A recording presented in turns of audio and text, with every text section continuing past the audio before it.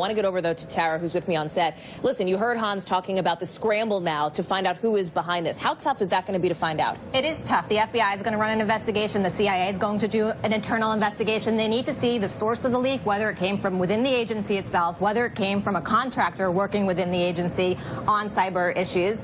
And it could also be with the help or influence of foreign intelligence hacking or getting into some sort of arsenal of material through a cyber attack. It seems that the leads right now are focused on an internal. It seems like the reports this morning are saying that it was likely to be from an internal source. We'll have to wait and see. The CIA has not confirmed or denied that these documents are authentic, but the fact that an investigation is underway would lead to the assumption that there is some actual authentic material in the leak. As somebody who was on the inside, Tara, what is your gut telling you? Is this a whistleblower? Well, it seems like WikiLeaks has been, sort of key in this whole process. Whether or not they're working with somebody on the inside, what the motivations are, I think we need to let the investigation run its course. I think this is completely troublesome and problematic from a national security perspective. It undermines counterintelligence, it undermines counterterrorism, and it gives our adversaries and enemies potential information that could be used against us. Before I bring in you two, I want to ask one more question, Tara, because you talk about the potential implications of this. The CIA, as you rightly noted, is not commenting on the authenticity of it, but the agency is telling us that such disclosures, like the one that we saw,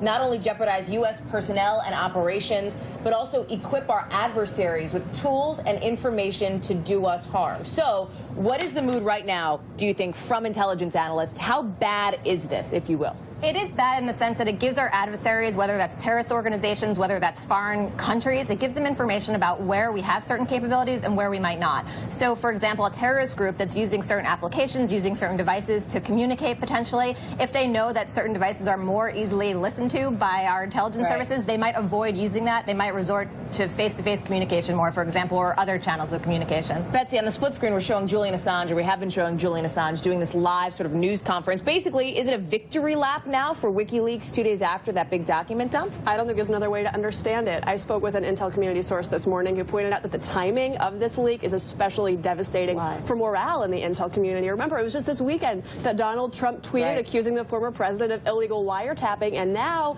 maybe the timing's a coincidence, maybe it's not, but WikiLeaks has released this trove of documents that seems to underscore that argument. For folks who work in intel, this is devastating, and they think that folks in the White House who are suspicious of the intel community, who are trying to warn Trump about the deep state, will use these leaks to further damage relationships between the White House and folks who do intel. So, Aaron, get your crystal ball out. The relationship between the White House and the intelligence community already, let's call it, on shaky ground after comments that the president has made, despite his later sort of walkbacks of them. Right. What happens next?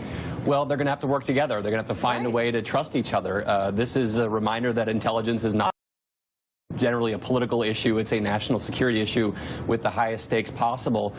You can bet that there are hard feelings between the two. Certainly there's hard feelings on Trump's side as far as what the intelligence community has been leaking about the Russia situation.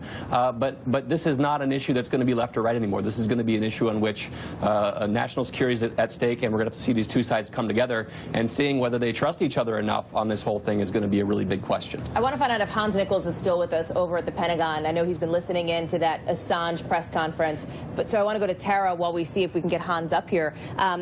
WikiLeaks says it's released 1% of what it has. Do you buy it, and how troubling is it if that is true? I do potentially buy that they have more information. Whether or not it's 1% and how much they actually have and how important what they have is we'll see, and we'll see what else comes out. I will note that I read this morning that some of this was not of the highest level of classification. So this wasn't super secret compartmentalized information. I read in some press reporting this morning that most of it was of the secret to top secret level and not compartmentalized. It's unclear if they have more highly classified information. It could be that some of this information was obtained through one source. It could be that they have additional information from another source. It's unclear if all of these leaks are from the same person or from multiple people, and it's also unclear if there's any foreign involvement in the future. Two intelligence sources are telling NBC News that they are looking at Russia in this, right? Just because of the Russian sort of relationship with WikiLeaks, the hacking of the 2016 election. Aaron, how troubling could that be potentially, or what does that say about the U.S. relationship with Moscow? Well, it's going to make it a lot harder, if that's true, for Donald Trump to thaw relations, to make them better. This has been a big part of his campaign, and he's talked about it now that he's president.